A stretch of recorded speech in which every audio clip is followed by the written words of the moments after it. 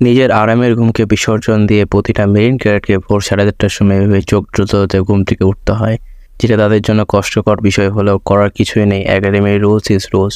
এরপর সুন্দর মতোকে ব্রাশ করে নিয়ে ফ্রেশ হয়ে নিয়ে অজু করে নিতে হয়, কারণ এরপর নিতে হবে নামাজের প্রস্তুতি। নামাজের প্রস্তুতির জন্য অজু করে নিয়ে পাঞ্জাবি পায়জামা টুপি পরে নিয়ে নামাজে চলে যায়।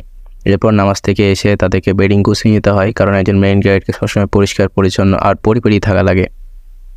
এরপর আমাদেরকে চলে যেতে হয় পিটিতে। তো পিটিতে যাওয়ার জন্য তাদের আবার পিটি ড্রেস আছে। তো আমি এখানে আমার পিটি ড্রেস পরে এলাম। আমি যাচ্ছি এখন জয়িংয়ে, কারণ আমি তো এখন আছি বাসাতে।